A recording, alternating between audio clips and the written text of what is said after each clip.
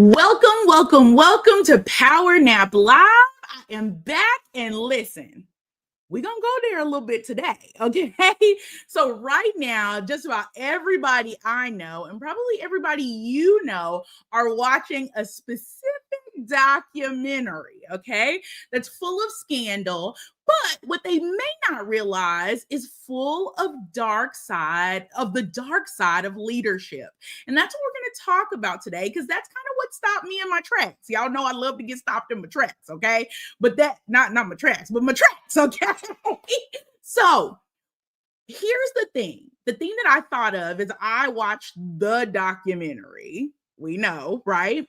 Is that we have created a world where charisma covers harm until the internet catches up, right?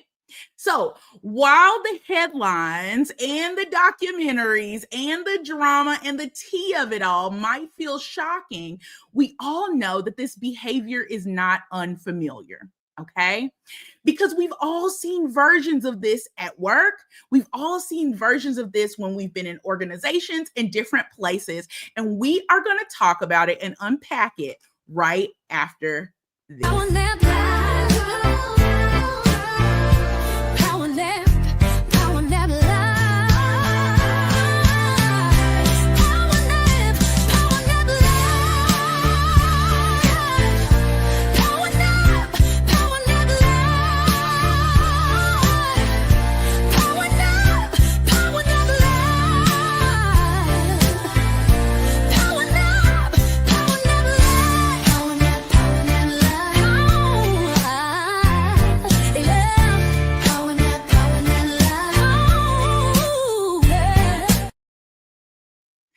All right, y'all. Good morning again, and welcome back to Power Nap Live. I've got folks already going wild in the comments, asking questions. Oh, you didn't miss last week, even if you weren't here.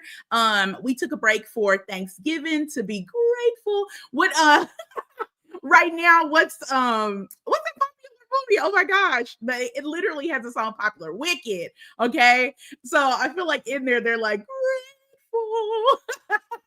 And so, no, we took a break to be grateful. But listen, let's not drag our feet. Okay, we're here to talk about the drama. Someone said, "What documentary?"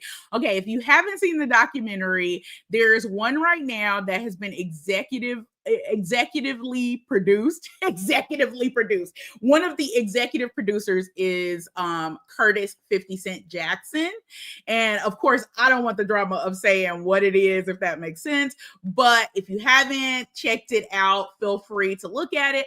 But it documents a specific music mogul prior to them being convicted of some specific crimes, right? And so it follows this person. They actually have video footage that this person actually, I think, asked people to shoot. But if someone was able to get it, I guess, when this person went to jail. And so they've used it, or prison. You know, we all know jail and prison are different. Whatever the case is, words mean things. But they were able to secure this footage and put it together with other footage that they got to document this person's career from like beginning to end. Okay. So if you're not super into entertainment, I see someone in the comments going like, "I'm not super into entertainment stuff."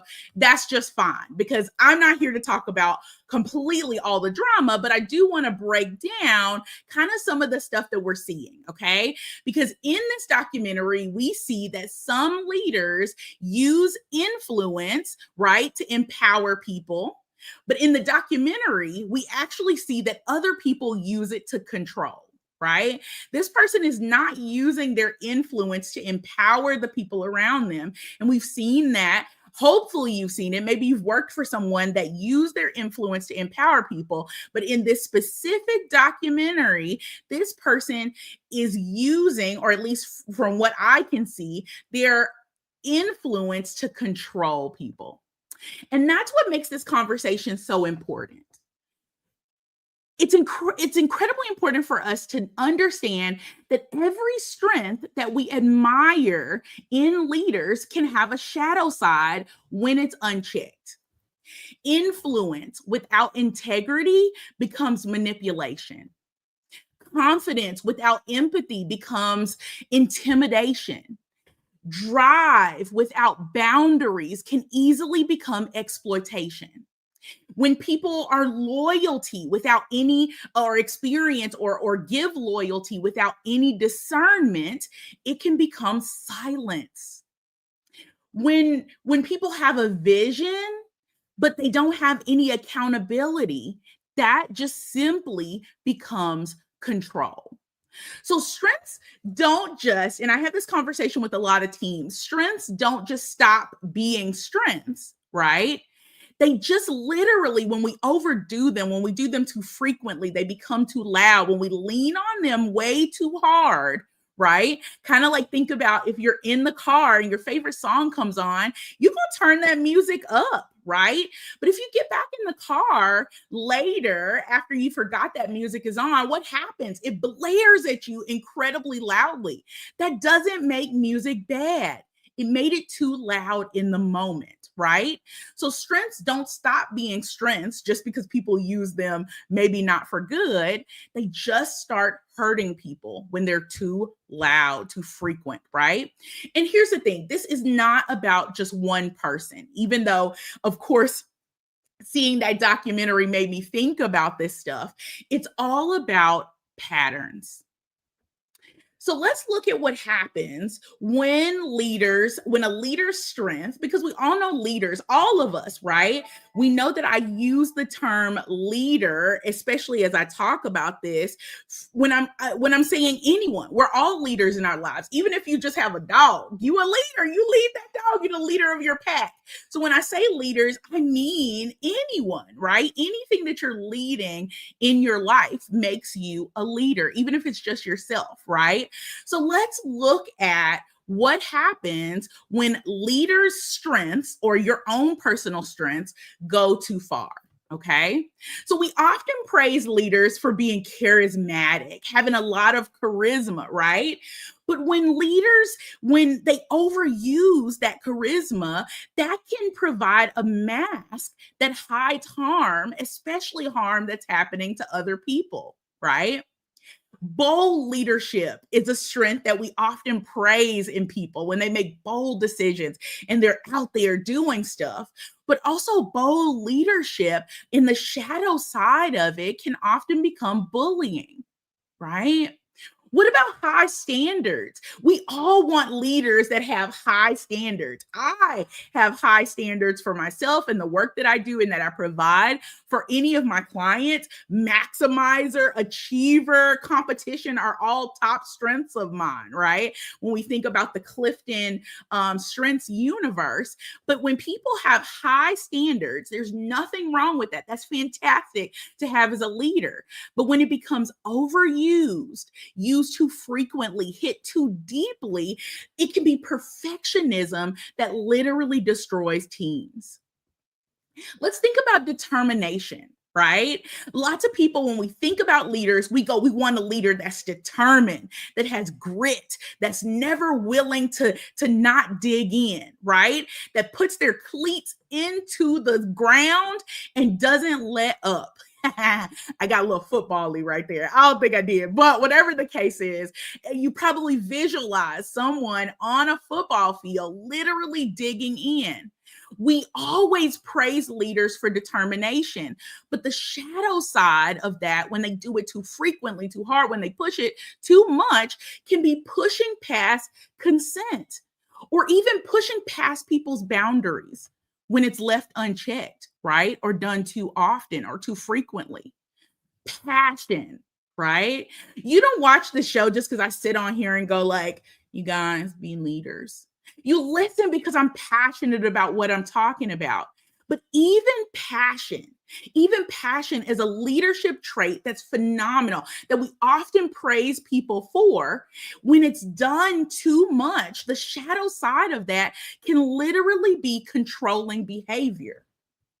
We love a strong leader. We live for them. We give them these, okay?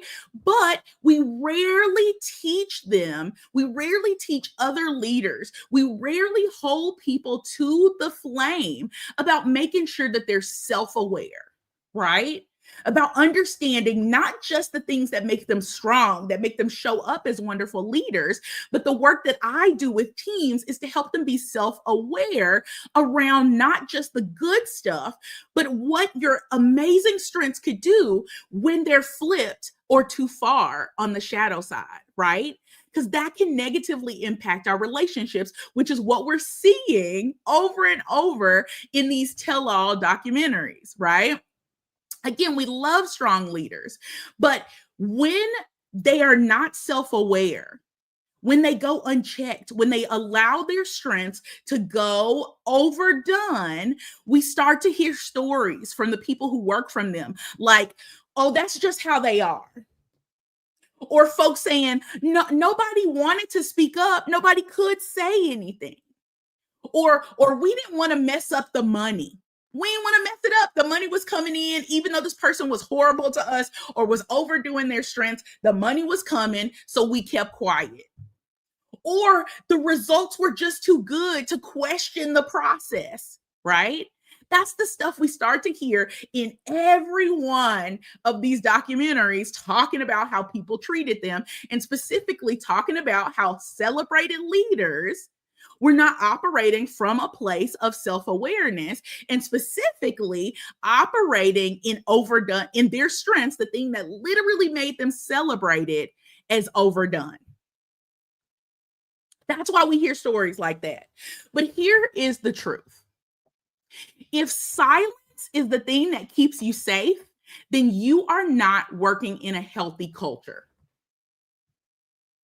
If literally your ability to keep quiet about what is happening, then you need to be thinking to yourself, beloved, I gotta put my Ayala hat on today, okay, and hit you with a beloved, because that is not a healthy culture.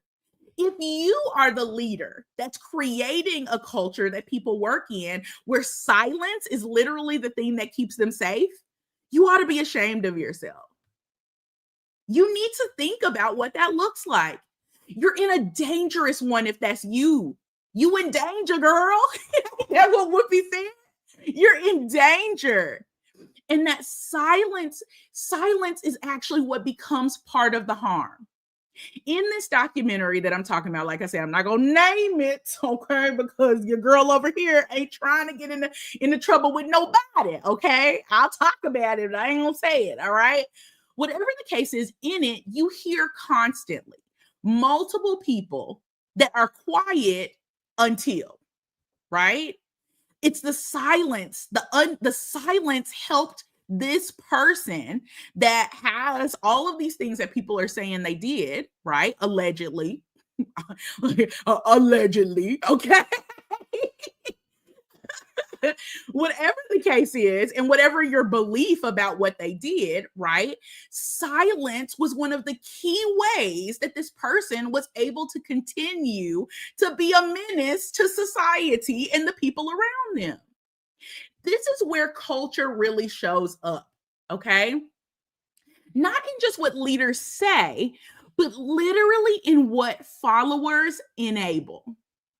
People only think that leaders are the people that have the power in these situations, but truly, even if you aren't the top person at your job, even if in hierarchy you aren't the main supervisor or whatever the case is, we've got to start understanding, not just at work, but in life, that followers are who enable some of these negative behaviors, right? And silence is a part of that. As we think about the bystander effect that happens specifically in a lot of the places that we work in, you've got to start asking yourself, what behaviors do we excuse because someone's talented? I'm gonna tell myself a little bit, okay? I've worked in lots of different places where my talent has allowed me to be able to do things that other people didn't do. Fortunately, I'm someone with a good moral compass and would always do right because my mama and daddy taught me to do that, right? But there are times and places where my ability to be able to get things done or whatever the case is would allow me to do things differently. If I everybody else may have been at work at 9 o'clock. And for me, even though I stayed late and did whatever, there were places where I would go, no, I don't want to get here until 9:30. And that is what I would do. And it wouldn't be brought up with me because I would perform incredibly well. But you have to ask yourself, right? What behaviors do we excuse because someone is talented? Is success being rewarded no matter the cost, the human cost? That's a big one. Hi, good morning. So good to see you. That's a huge one as we watch this documentary, to think to ourselves, is success being rewarded no matter the human cost? And in this situation, yes. This person continued to make tons of money. This person continued to be able to throw parties, to make all of these different things, even at the very beginning of their career, we show that human cost was not important to this person. Is accountability optional for the highest performers? Do you work in a place? Are you the manager that doesn't hold people accountable just because they're incredibly high performers? Have you worked in a place like that before? We've got to start asking ourselves these real questions. Do we teach people, as people who work for us or where we are? Do you work in an environment where we teach people how to call out harm instead of just surviving it? Multiple people in this documentary talk about the harm that they lived alongside other people experiencing harm. Now, I am never, ever going to blame victims. We don't blame victims over on this side of YouTube, okay? But what I will say is that we have got to create environments. We, the people who are now the supervisors, the CEOs, the managers in companies, right? Especially us millennials. I'm calling us out because we're moving into so many of those spaces, right? Just about every millennial that I know, right, is in a leadership position at this point. Are you doing your part to create a culture where we call out harm instead of people just surviving it? Are you doing that not just at work, but in your home? Can people call out harm instead of just surviving it? People should not just be surviving you. Whew, that hit hard. Are people just surviving you? Have you asked yourself that? This person in this documentary never, I'm sure, I can't say what somebody did for sure, but I can say that the behaviors didn't look like they ever asked themselves, are people just surviving me? Because when fame or power become the reason that everybody looks away, we're not talking about leadership anymore. You're talking about control. It's not leadership anymore. It's literally just control. Okay. So here's the thing, I'm always have to bring it to strategic rest, okay? No matter what, right? So strategic rest is not just about relaxation. We know that. If you don't know about the term strategic rest, or now you know that I am a colleague of mine, Dr. Kelly. Oh my goodness, Dr. Kelly Dixon and I wrote a book called Strategic Rest in Leadership. Check it out. We give you the NAP framework to help you be able to understand how to practice strategic rest, okay? But strategic rest is all about accountability. It's about reflection. It's literally a course correction. And as you think about strategic rest and the kind of leader that you want to be, especially one who is in a culture that's not causing harm to people, that people aren't literally just having to survive you and your leadership, you need to be asking yourself some key questions, okay? Am I leading people towards growth or towards fear? Have you asked yourself that? Do I lead in a way that leads people towards growth or literally towards fear? The second question I want you to ask yourself, am I using my strengths to lift people up or only to elevate myself? We saw in this documentary that I'm referencing that this person used their strengths constantly to lift themselves up, right? And not the people around them. There was a point where someone was going to have a major magazine that they were going to be on the cover of the magazine. And you would think, as the leader of this organization, that person would celebrate that and be excited that a part of their work helped that person do that. But instead, they said, absolutely not. I want the cover. Have you worked for somebody who always wants the cover? I know you have. If you have, let me know in the comments. Have you worked for someone that always wants the cover? But we real over here, are you the kind of leader who always wants the cover? Even when the cover belongs to someone who works for you. So we're asking ourselves, are we leading people towards growth or towards fear? We're asking ourselves, am I using my strengths to lift people up or only to elevate myself? And the final question I want you to ask yourself this week is, do people flourish around me or do they shrink? Do people flourish around you? As a friend, as a coworker, as a whoever, I endeavor to be someone that people flourish around me, not shrink. And if you're somebody I know that you shrink around me, right? Please let me know, because it can't go unchecked, right? Or we see exactly what happens. Hey, good morning. I see some other folks checking in. Let me know where you're streaming from, because I want to know. So, do people flourish around you or do they shrink? Rest creates space for truths like that to be seen. But here's the thing, here's what we've got to remember, that no greatness is worth losing our humanity. No greatness is worth losing our humanity. It may feel like it. Don't get me wrong. Your girl likes expensive things, okay? But I have to truly believe in my heart of hearts that my moral compass tells me that no greatness is worth losing your humanity. So as we wrap up this week, I want you to reflect on this. What is one strength that you depend on a lot? What's one that you depend on so much that sometimes it becomes a weapon? I want you to say it out loud. You can drop it in the chat if you feel comfortable doing that. But what is one of the things that makes you the one of your strengths that you use often, but that you realize when you use it too frequently, too hard, too much like the person we talked about in this documentary, right?